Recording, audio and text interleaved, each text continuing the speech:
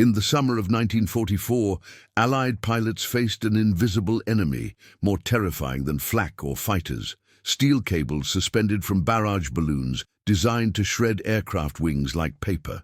Conventional tactics failed. Losses mounted. Then, in a moment of desperate ingenuity, American pilots began taping industrial razors to their P-47 Thunderbolt wings. Within days, they severed over 200 cables, turning a deadly obstacle into a tactical advantage.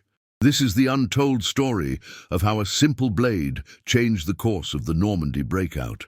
The morning of June 7, 1944, dawned grey and cold over the Normandy coast. Captain James "Mac" McAllister stood on the muddy airstrip at Advanced Landing Ground A2, staring at the twisted wreckage of a P-47 Thunderbolt. The aircraft had been torn apart mid-flight, its right wing sheared clean off, the fuselage crumpled like tinfoil.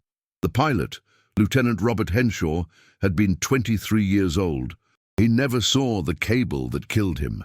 "Third one this week," muttered Lieutenant Colonel Frank Graves, the 365th Fighter Group's operations officer. He kicked at a piece of debris, his jaw tight. "The Germans are stringing these damn balloons everywhere. Low-altitude support missions are becoming suicide runs." The barrage balloon system the Wehrmacht had deployed across occupied France was a masterpiece of defensive engineering. Intelligence reports estimated over 1,200 balloons tethered across key sectors, bridges, supply depots, rail junctions, and troop concentrations.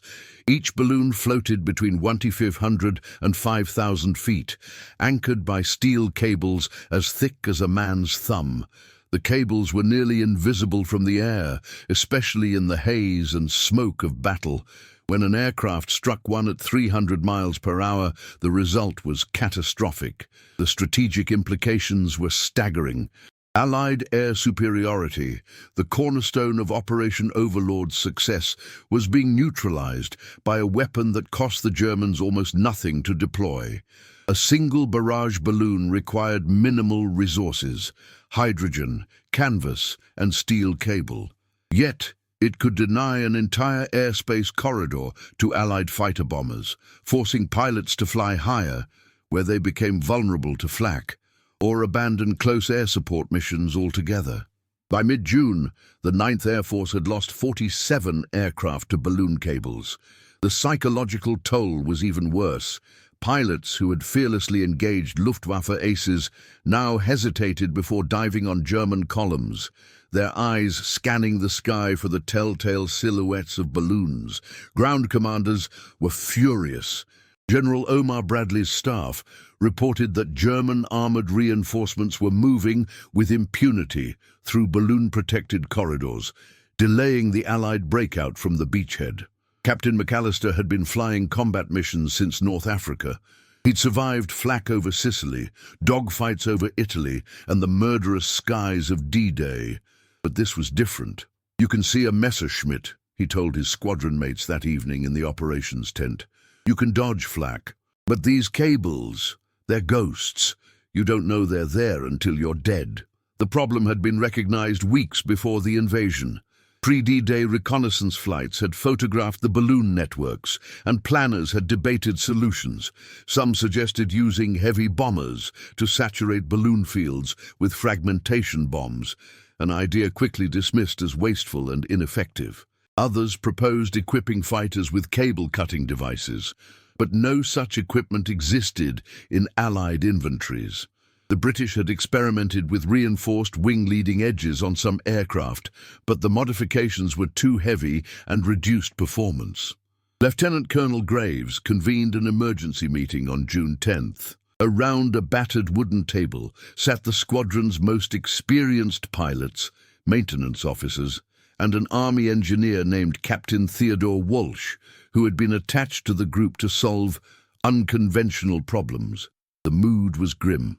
"We need a solution, and we need it now," Graves said, spreading reconnaissance photos across the table. "The Germans are moving the 2nd Panzer Division through this sector." He tapped a map. "And it's protected by at least 60 balloons. We've been ordered to interdict their supply lines, but I'm not sending my pilots into that meat grinder without a way to deal with these cables. Captain Walsh, a quiet man with wire-rimmed glasses, leaned forward. What if we don't avoid the cables? What if we cut them? The room fell silent. McAllister raised an eyebrow. Cut them? With what? Our propellers? No, Walsh said slowly, his mind already racing through possibilities. With blades. Sharp-angled blades mounted on the wing leading edges. If we hit a cable at speed, the blade could sever it before it has time to wrap around the wing structure. The idea was met with skepticism. Steel cables are designed to withstand tension, one pilot objected. They're not going to just snap. They will if the cutting edge is sharp enough and the impact velocity is high enough, Walsh countered. Think of it like a guillotine. The cable doesn't have to break. It has to be sliced. And a P-47 at 300 knots generates more than enough kinetic energy. Graves looked at McAllister. Mac, you're the best stick and rudder man I've got. What do you think? McAllister stared at the photos, his mind calculating angles, speeds, and risks. The P-47 Thunderbolt was a brute of an aircraft, 7 tons of radial engine, armor plate, and 50 caliber machine guns. It could absorb punishment that would destroy lighter fighters. If any aircraft could survive cable strikes, it was the Jug. It's insane, McAllister said finally, but it might work. The question is, what do we use for blades? Walsh smiled faintly. I've been thinking about that. We need something readily available, easy to mount, and sharp enough to cut steel under impact. I think I know where to find it. The next morning, Walsh returned to the airstrip with a crate of industrial hacksaw blades and heavy-duty razor blades requisitioned from an engineer battalion. The blades were carbon steel, hardened and honed to a razor's edge. Each was about 10 inches long and an inch wide. We'll mount them at a 45-degree angle along the wing leading edge, Walsh explained, sketching on a chalkboard. When the wing strikes a cable, the blade will slice through it like a hot knife through butter. The angle is critical. It ensures the cable slides along the blade's edge rather than catching. The maintenance crews were dubious, but they had no better ideas. Working through the night, they used aviation-grade adhesive tape, metal clamps and rivets to attach the blades to the leading edges of McAllister's P-47. By dawn on June 12th, the aircraft looked like a flying razor, its wings bristling with steel teeth. McAllister climbed into the cockpit, his heart pounding. The mission was simple.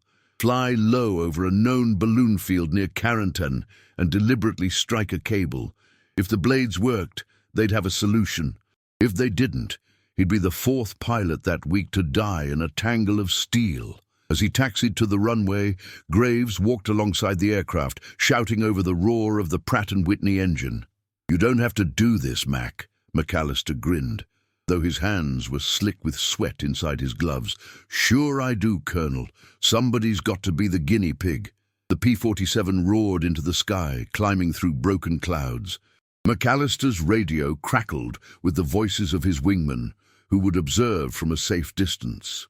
Below, the patchwork fields of Normandy spread out like a quilt, scarred by bomb craters and the black lines of hedgerows. He spotted the balloon field 5 miles north of Carentan, a cluster of grey shapes floating like malevolent jellyfish. His mouth went dry. This was it. McAllister pushed the stick forward, diving toward the balloons at 320 miles per hour. The cables were invisible, but he knew they were there. At the last second, he saw a faint glint of steel. A cable stretched taut between a balloon and the ground. He didn't flinch. The P-47's wing struck the cable with a metallic snap that reverberated through the airframe. For a split second, McAllister thought he was dead. Then the aircraft surged forward, unscathed. Behind him, the severed cable whipped through the air, and the balloon began to drift lazily downward. Holy hell, McAllister breathed. It worked. Over the radio, his wingmen erupted in cheers. Graves, listening from the ground, allowed himself a rare smile. The razor wings had been born. The success of McAllister's test flight ignited a frenzy of activity at Advanced Landing Ground A2. Within hours, Lieutenant Colonel Graves had ordered every available P-47 in the 365th Fighter Group to be retrofitted with the improvised cable-cutting blades. The maintenance crews, already exhausted from round-the-clock operations, threw themselves into the task with grim determination. By the evening of June 13th, 23 Thunderbolts sported the razor-edged modifications. But the initial euphoria quickly gave way to harsh reality. The conditions under which the blades had to be installed were far from ideal. The airstrip was a churned expanse of mud, dust and debris, carved out of a French farmer's field just days after D-Day. Rain turned the ground into a quagmire, and the constant roar of aircraft engines made communication nearly impossible. Maintenance crews worked in shifts, using flashlights and lanterns when darkness fell, their hands numb from cold and fatigue. Captain Theodore Walsh, the engineer who had conceived the blade system, quickly discovered that theory and practice were two very different things. The adhesive tape, which had seemed adequate during the initial test, began to fail under the stress of repeated flights. The vibrations from the P-47's massive radial engine, combined with the aerodynamic forces at high speed, caused the blades to loosen and, in some cases, tear free entirely. "We're losing blades mid-flight," reported Master Sergeant Eugene Kowalski, the group's chief mechanic, during a briefing on June 14th.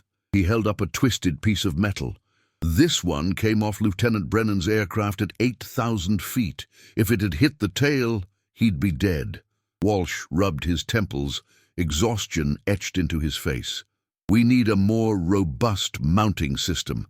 The tape isn't enough. We'll have to use metal brackets and rivets, but that means drilling into the wing structure. It's going to take time." "Time we don't have," Graves snapped. "The 2nd Panzer Division is still moving, and Bradley's staff is breathing down my neck." "We need those aircraft operational." Walsh nodded. "Give me 48 hours. We'll make it work." The next 2 days were a blur of improvisation and ingenuity. Walsh and Kowalski devised a hybrid system.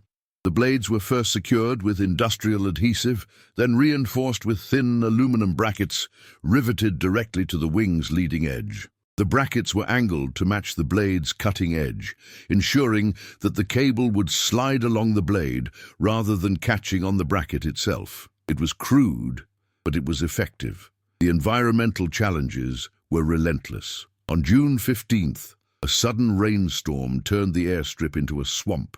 Aircraft bogged down in the mud, and one P-47 nosed over during takeoff, its propeller chewing into the ground. The pilot, Lieutenant Daniel Ortiz, walked away with bruises and a bruised ego, but the aircraft was a total loss. The maintenance crews worked waist-deep in mud, using wooden planks and steel matting to create stable platforms for the retrofitting work. The weather also complicated flight operations. Low clouds and poor visibility made it difficult to locate balloon fields, and pilots had to fly dangerously close to the ground to identify targets. The risk of mid-air collisions increased, and the constant strain wore on everyone's nerves. Captain McAllister, now the de facto leader of the cable-cutting missions, pushed himself and his squadron to the limit. On June 16th, he led a flight of 6 P-47s on a mission to clear a balloon field, protecting a German supply depot near St. Lo. The mission briefing had been terse. "Fly low, cut the cables, and get out. The flak is heavy, and the Germans know we're coming." The flight took off at dawn, the thunderbolts roaring into a sky streaked with orange and grey. McAllister's aircraft, now adorned with a crude painting of a razor blade on its nose, led the formation. The pilots flew in tight formation, their eyes scanning the horizon for the telltale shapes of balloons. They found the target 10 minutes later, a cluster of 15 balloons floating above a cluster of warehouses and rail cars. The balloons were spaced irregularly, their cables forming a deadly web. McAllister's stomach tightened. This wasn't going to be easy. "Razor lead to all aircraft," he radioed. "We're going in single file. Follow my lead, and don't deviate from the flight path. If you see a cable, aim for it. Let the blades do the work." He pushed the stick forward, diving toward the balloons at 280 miles per hour. The ground rushed up to meet him, and he could see German soldiers scrambling for cover. Black bursts began to pepper the sky, black puffs of smoke that shook the aircraft. McAllister ignored them, his focus locked on the nearest balloon. The first cable appeared as a faint line against the sky. McAllister adjusted his angle slightly, lining up the wing's leading edge. The impact was jarring, a sharp crack that reverberated through the cockpit. The cable snapped and the balloon began to sag. McAllister pulled up hard, his heart pounding. Behind him, Lieutenant Brennan followed, his P-47 slicing through another cable. Then Lieutenant Ortiz, then Captain Harris. One by one, the thunderbolts tore through the balloon field, their razor-edged wings severing cables with brutal efficiency. The Germans on the ground watched in stunned disbelief as their defensive barrier collapsed. But the mission wasn't without cost. Lieutenant Ortiz's aircraft took a direct flak hit, shrapnel tearing through the fuselage. He managed to nurse the crippled Thunderbolt back to base, but the aircraft was beyond repair. Another pilot, Lieutenant Samuel Green, misjudged his approach and struck a cable at the wrong angle. The blade failed to cut, and the cable wrapped around the wing, tearing off a section of the aileron. Green fought to control the aircraft, his voice tight with panic over the radio. "Razor lead! This is Razor 5. I've got cable wrapped around my wing. I'm losing control." "Stay calm, Sam," McAllister radioed back. "Reduce speed and try to shake it loose." Green throttled back, the P-47 shuddering as the cable dragged through the air. For a terrifying moment, it seemed the aircraft would spin out of control. Then, with a sudden snap, the cable broke free, and Green regained control. He landed safely, but the experience left him shaken. Back at the airstrip, the pilots gathered in the operations tent, their faces drawn and pale.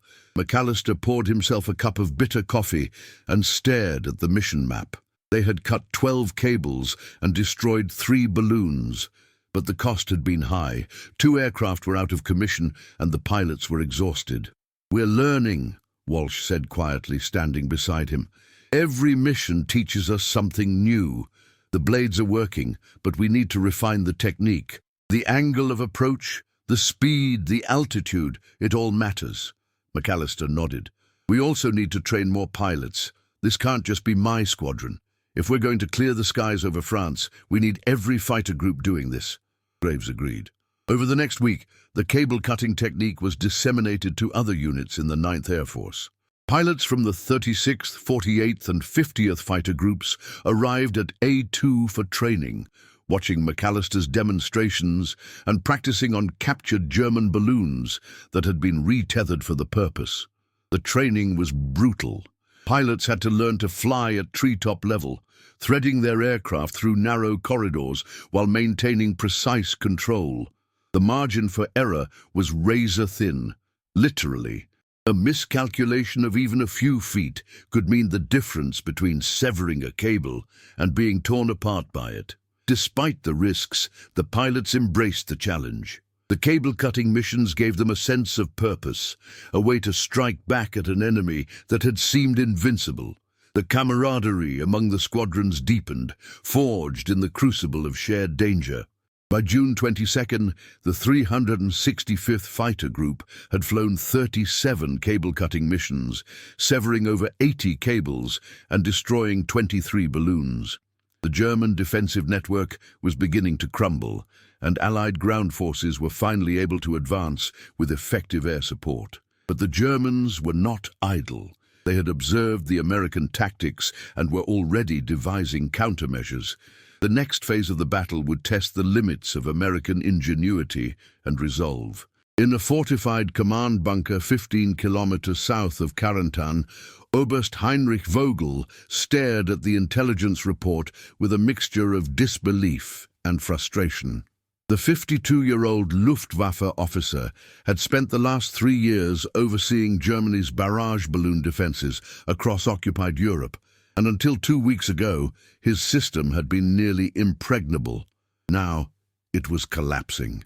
"Explain this to me again," Vogel said, his voice tight with controlled anger. He tapped the report with a nicotine-stained finger. How are the Americans cutting through steel cables?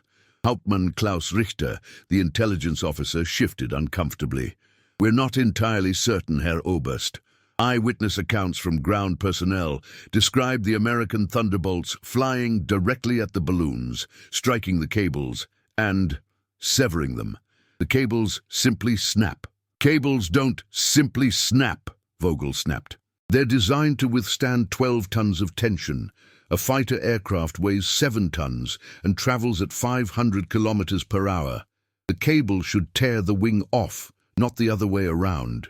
Richter spread several photographs across the table, grainy images taken by German soldiers with handheld cameras. One showed a P-47 Thunderbolt in mid-flight, its wings seemingly intact despite having just struck a cable. Another captured the moment of impact, a blur of motion and a faint spray of sparks. We believe they've modified their aircraft, Richter said. Some kind of cutting device mounted on the wing leading edges, but we haven't recovered any wreckage to confirm. Vogel leaned back in his chair, his mind racing.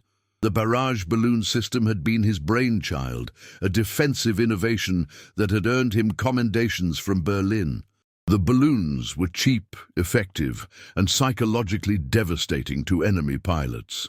They had forced the Allies to fly higher, where German flak could reach them, or abandon low-altitude missions altogether. The system had been a cornerstone of Germany's defensive strategy in France. Now, in less than 2 weeks, the Americans had found a way to neutralize it. How many balloons have we lost? Vogel asked. 47 confirmed destroyed or disabled, Richter replied. Another 63 have had their cables severed and have drifted away. The Americans are targeting our most critical sectors, supply routes, rail junctions and troop concentrations. They're systematically dismantling the network. Vogel cursed under his breath. The implications were staggering. Without the balloon barrier, German ground forces would be exposed to relentless Allied air attacks. The 2nd Panzer Division, which had been moving through a balloon-protected corridor, had already reported heavy losses to American fighter bombers. The Allies were regaining their air superiority, and there was nothing Vogel could do to stop it. What about countermeasures? Vogel demanded. Can we reinforce the cables, use thicker steel? Richter shook his head. Thicker cables would require larger balloons and more hydrogen, which we don't have. Even if we did, the Americans would simply adapt. They've already demonstrated remarkable ingenuity. Vogel stood and walked to the map on the wall, tracing the lines of the balloon network with his finger. Red pins marked the locations of destroyed or disabled balloons, a spreading cancer across the map. The Americans were methodical, targeting one sector at a time, clearing corridors for their ground forces to advance. What do our pilots say? Vogel asked. Have they engaged these modified thunderbolts? Our fighters have been ordered to avoid direct engagement, Richter said carefully. The thunderbolts are heavily armed and armored. Our Messerschmitts and Focke-Wulfs are better suited for intercepting bombers. Besides, the Americans fly in large formations with fighter escorts. Any attempt to engage them would result in heavy losses. Vogel slammed his fist on the table. So we do nothing? We let them destroy our defenses while we watch? Richter said nothing. There was nothing to say. The German High Command was equally perplexed. In Berlin, Generaloberst Hans-Jürgen Stumpf, commander of Luftflotte Reich, convened an emergency meeting to discuss the balloon crisis. Around the table sat senior officers, engineers and intelligence analysts, all struggling to understand how the Americans had achieved the impossible. The Americans have always been resourceful, Stumpf said, his tone grudgingly respectful. But this is unprecedented. They've turned a defensive weapon into a liability. We need to understand how they're doing it. One of the engineers, a thin man named Dr. Friedrich Bauer, offered a theory. If they've mounted cutting blades on the wing leading edges, the blades would need to be extremely sharp and angled correctly. The kinetic energy of the aircraft at high speed would do the rest. It's simple physics, really. Simple physics, Stumpf repeated, his voice dripping with sarcasm. And yet none of our engineers thought of it. Dr. Bauer flushed. With respect, Herr Generaloberst, we designed the balloons to deter aircraft, not to withstand deliberate cutting attacks. The Americans are using their aircraft as flying guillotines. It's unconventional. Unconventional, Stumpf muttered. That's one word for it. The meeting ended without a clear solution. The Germans could reinforce the balloon network, but it would take weeks to manufacture and deploy new equipment. Time they didn't have. They could redeploy their fighters to protect the balloons, but that would leave other sectors vulnerable. The Americans had outmaneuvered them, and the realization was bitter. On the ground, German soldiers watched the American cable-cutting missions with a mixture of awe and dread. Gefreiter Otto Schneider, a 20-year-old infantryman stationed near St. Lo, witnessed one such mission on June 20th. He had been manning a machine gun position when the roar of aircraft engines drew his attention skyward. 6 P-47 Thunderbolts appeared, flying low and fast. Schneider watched as the lead aircraft dove toward a cluster of balloons, its wings glinting in the sunlight.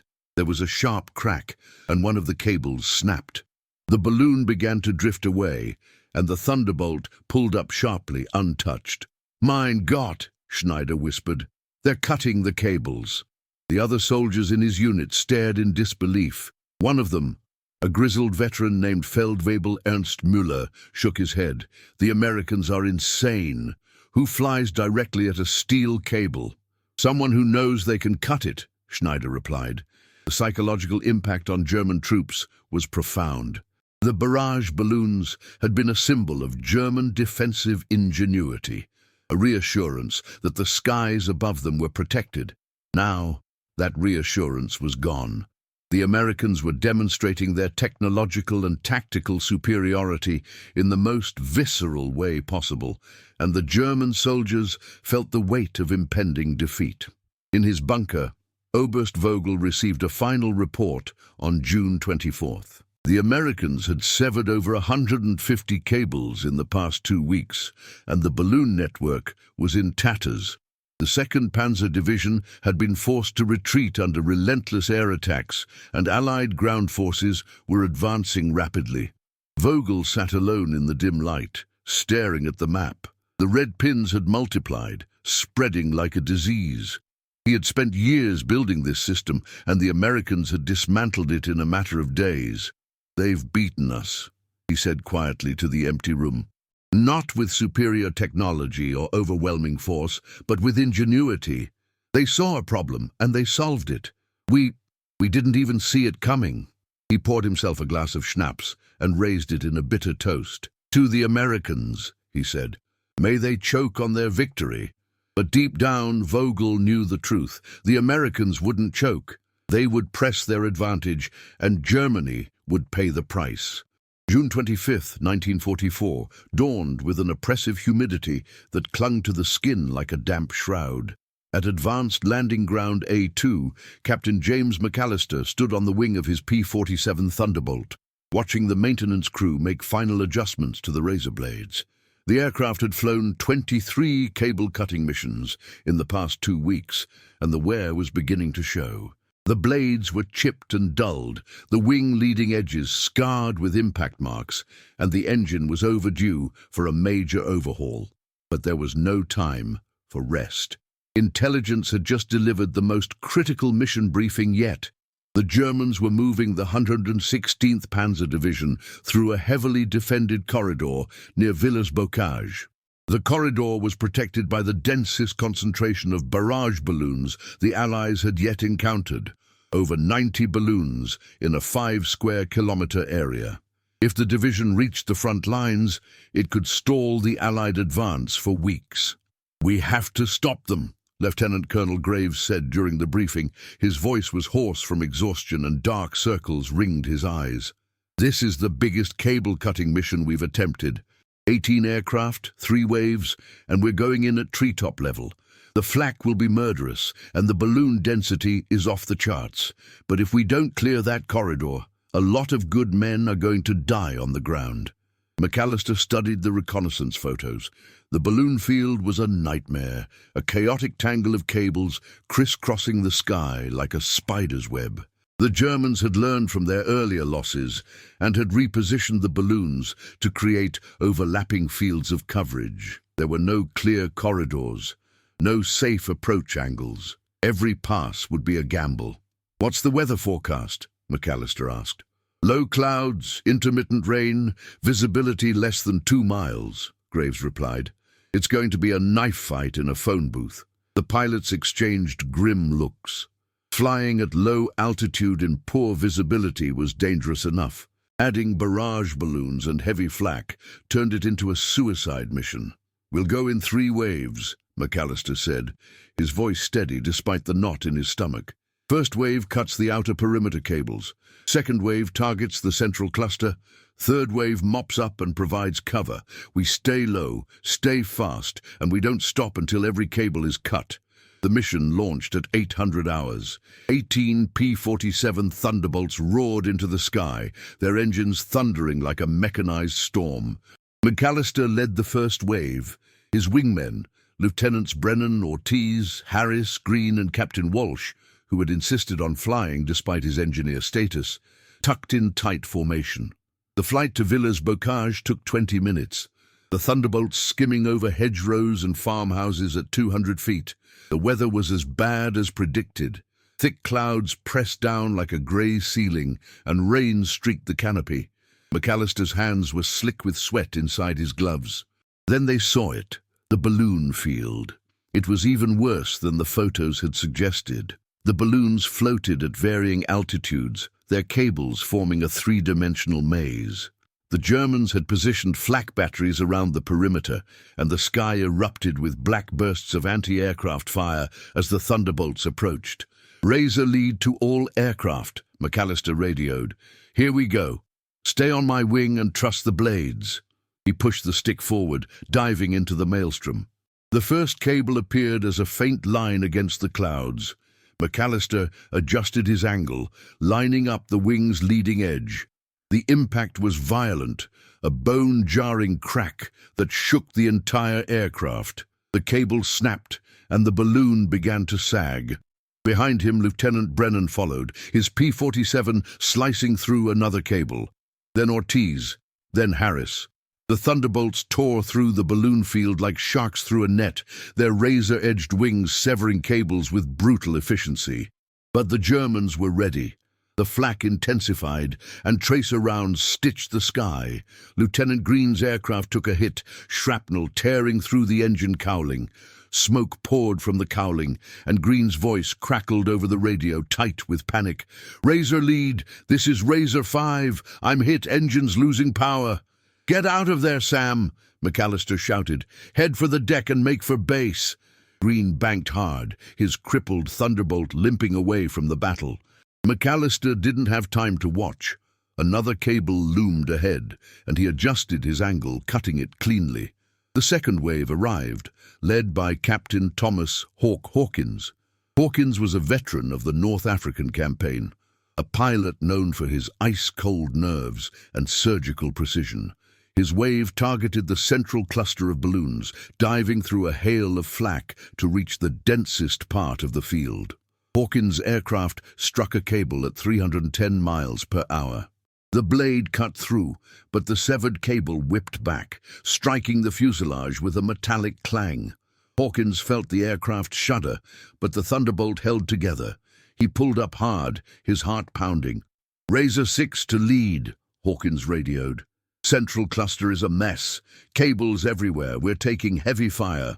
"Keep cutting," McAllister replied. "We're almost through." But the mission was unraveling. Lieutenant Ortiz misjudged his approach and struck a cable at the wrong angle. The blade failed to cut, and the cable wrapped around the wing, tearing off a section of the aileron. Ortiz fought to control the aircraft, but the P-47 began to spin. He ejected at 800 feet, his parachute deploying just seconds before he hit the ground.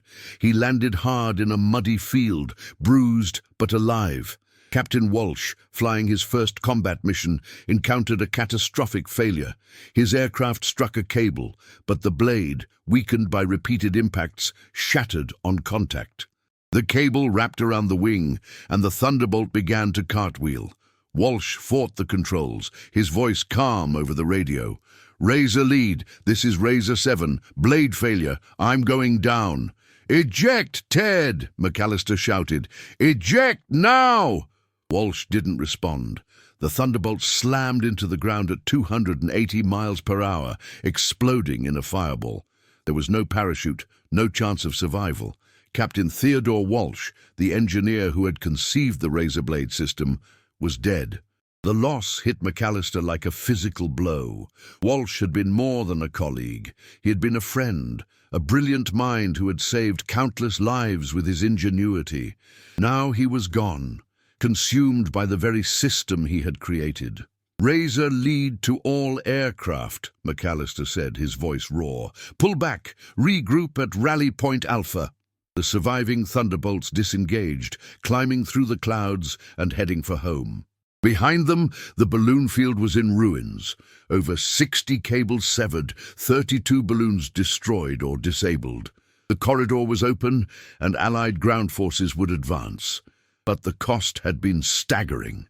Back at the airstrip, the pilots gathered in the operations tent, their faces pale and drawn. Lieutenant Green had made it back, his aircraft barely flyable. Lieutenant Ortiz had been picked up by a rescue team, shaken but unharmed. But Captain Walsh was gone, and the weight of his loss hung over the squadron like a shroud. Lieutenant Colonel Graves stood before the assembled pilots, his voice heavy with emotion. Captain Walsh gave his life to make this mission possible. He saw a problem that no one else could solve, and he found a solution. Because of him, we've saved hundreds of lives. We owe it to him to finish what he started. McAllister nodded, his jaw tight. "We'll finish it, Colonel. For Ted." Over the next 3 days, the 365th Fighter Group flew another 12 cable-cutting missions, clearing the remaining balloon fields around Villers-Bocage.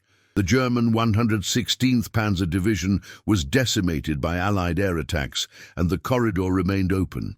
The Razor Blade system had proven its worth, but the price had been paid in blood. On June 28th, McAllister stood alone on the airstrip, staring at the twisted wreckage of Walsh's P-47. The maintenance crews had recovered what they could, but there wasn't much left. He picked up a piece of the shattered blade, turning it over in his hands. "You did it, Ted," McAllister said quietly. "You changed the war. I just wish you were here to see it." He pocketed the blade and walked back to the operations tent.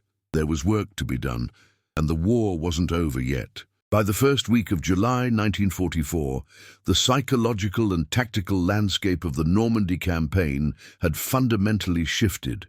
The German barrage balloon network, once an impenetrable shield over critical supply routes and troop concentrations, had been systematically dismantled. The razor-edged P-47 Thunderbolts of the 9th Air Force had severed over 200 cables, destroyed 89 balloons, and opened corridors that allowed Allied ground forces to advance with devastating air support. In the operations room of the 21st Army Group headquarters near Bayeux, General Bernard Montgomery studied the latest intelligence reports with a rare expression of satisfaction. The maps on the wall, once dotted with red symbols marking German balloon defenses, now showed clear blue corridors where Allied aircraft could operate with impunity.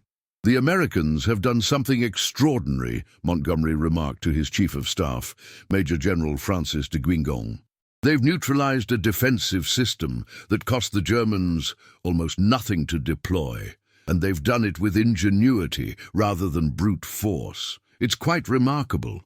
De Guingamp nodded. "The cable-cutting operations have been a force multiplier. Our ground commanders report that German armored columns are now exposed to continuous air attack. The 2nd and 116th Panzer Divisions have been effectively neutralized. The breakout from the beachhead is proceeding ahead of schedule. The impact on German forces was catastrophic. Without the protection of the balloon network, German supply convoys, troop movements, and armored formations were subjected to relentless attacks by Allied fighter bombers. The P-47 Thunderbolts, now freed from the threat of cable strikes, roamed the skies over Normandy like predators, strafing and bombing with impunity. Oberst Heinrich Vogel, the architect of the German balloon defense system, watched the collapse of his creation with a sense of bitter resignation. On July 3rd, he received orders to report to Berlin for a debriefing. The summons was ominous. Senior officers who failed to deliver results were often reassigned to the Eastern Front, or worse. Before leaving, Vogel visited one of the remaining balloon sites near Caen. The site was a shadow of its former self. Only 3 balloons remained operational, their cables sagging and frayed. The ground crew, once proud of their work, now moved with the defeated shuffle of men who knew their efforts were futile. "How many cables have we lost in this sector?" Vogel asked the site commander, a weary Hauptmann named Dieter Krause. 47, Herr Oberst, Krause replied. "The Americans fly over every day, cutting cables as if they were harvesting wheat. We've tried repositioning the balloons, reinforcing the cables, even deploying decoys. Nothing works. They've mastered the technique." Vogel stared at the balloons, his mind replaying the past month. He had designed the system to exploit the Allies' fear of cable strikes, to force them to fly higher where German flak could reach them. But the Americans had refused to accept the limitation. Instead, they had innovated, adapted, and overcome. It was a lesson in the futility of static defenses against a dynamic enemy. "What do the men say?" Vogel asked. Krause hesitated. "They say the war is lost, Herr Oberst. They see the American aircraft flying freely, and they know we can't stop them. Morale is not good." Vogel nodded slowly. "Thank you, Hauptmann. Carry on." He left the site and never returned. 2 weeks later, he was reassigned to a logistics post in Poland, far from the front lines. The balloon defense system was quietly abandoned, its remaining equipment scrapped or repurposed. For the American pilots, the success of the cable-cutting operations brought a mixture of pride and exhaustion. Captain James McAllister, now a minor celebrity within the 9th Air Force, found himself inundated with requests for interviews and demonstrations. He declined most of them, preferring to focus on his squadron and the mission at hand. On July 8th, McAllister led a final cable-cutting mission near the town of St. Lo. The target was a small cluster of balloons protecting a German fuel depot. The mission was routine by now: dive, cut, pull up, repeat. But as McAllister's P-47 sliced through the last cable, he felt a profound sense of closure. The balloon threat was over. The skies belonged to the Allies. Back at the airstrip, Lieutenant Colonel Graves convened a meeting to discuss the future of the cable-cutting program. The razor blade modifications had proven so effective that the 9th Air Force was considering making them standard equipment for all P-47 squadrons. But Graves had a different perspective. "The Germans are finished with balloons," Graves said. "They've learned their lesson. We've won this battle, but we need to stay ahead of the curve. What's the next challenge? What's the next innovation?" McAllister leaned back in his chair, his mind already racing.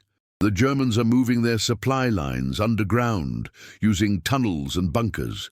We need better intelligence, better targeting. Maybe we should focus on developing precision bombing techniques or working more closely with ground forces to coordinate airstrikes." Graves nodded. "Good thinking, Mac. The war isn't over and we can't afford to rest on our laurels." The cable-cutting operations had a profound impact on German morale.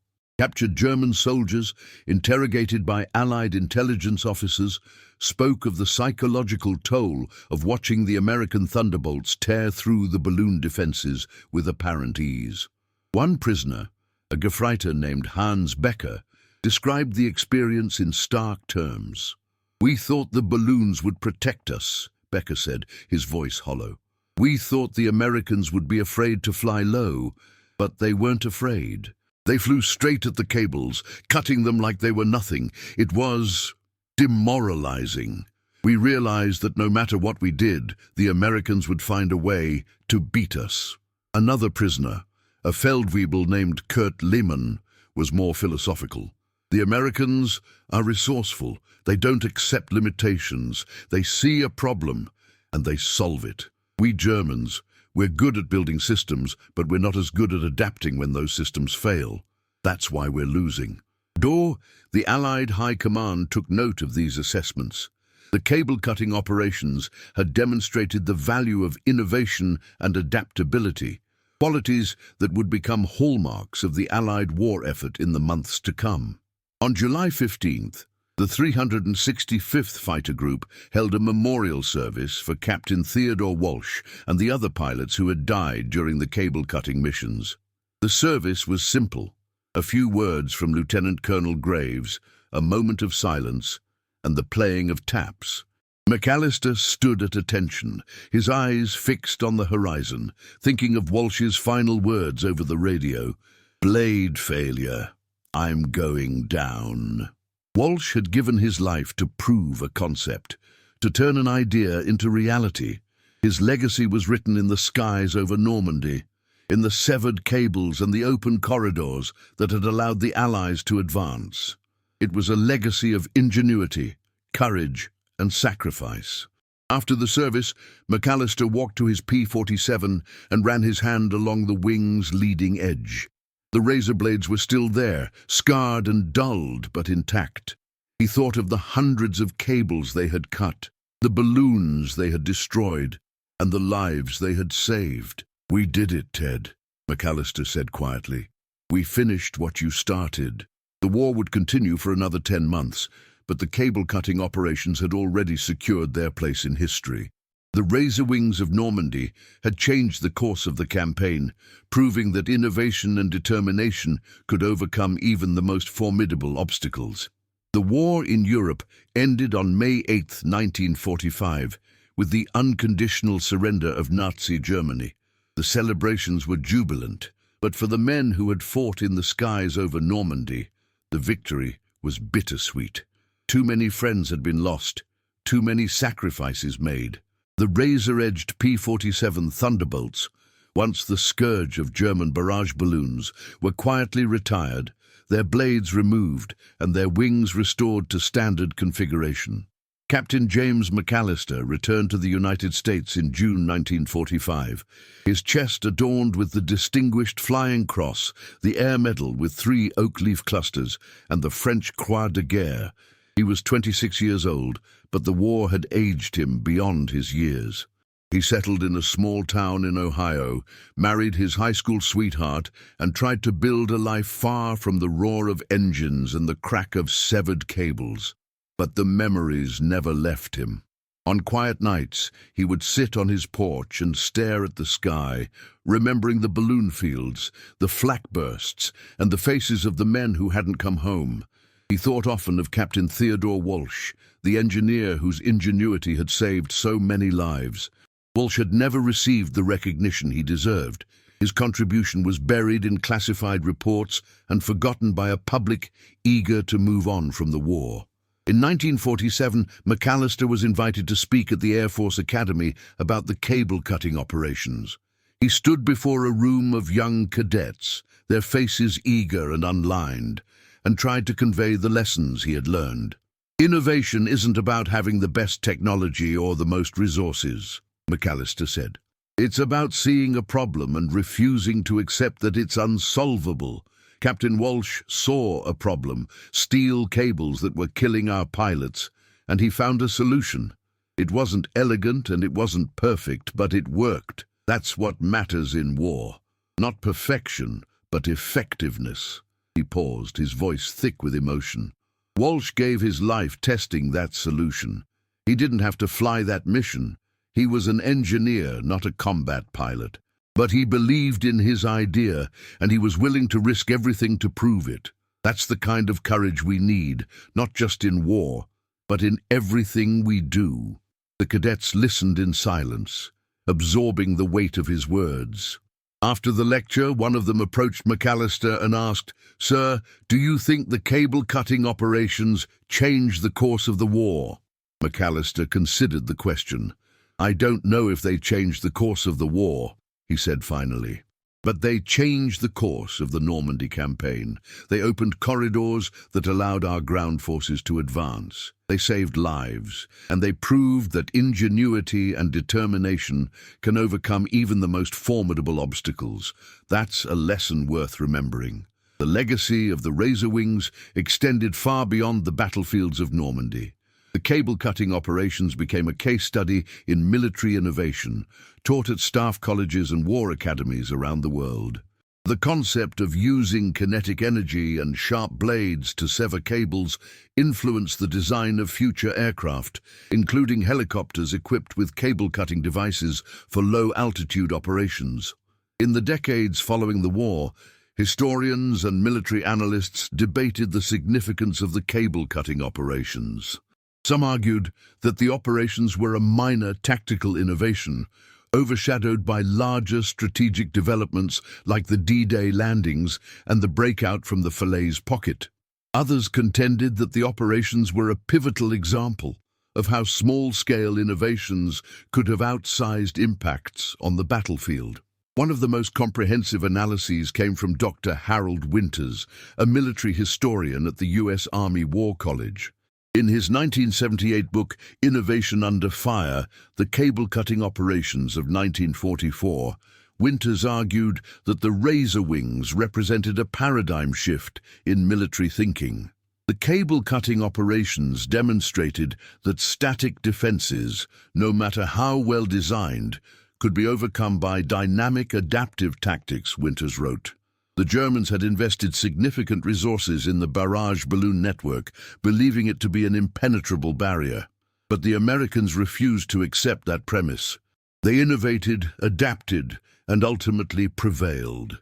This is the essence of military effectiveness, not the ability to build the strongest fortress, but the ability to find a way around, over, or through it. Winters also highlighted the human cost of the operations.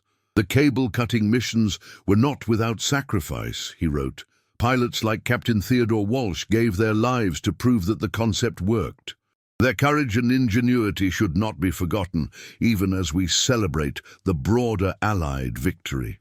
In 1984, the 365th Fighter Group held a reunion in Dayton, Ohio. McAllister, now 75 years old and in declining health, attended with his wife.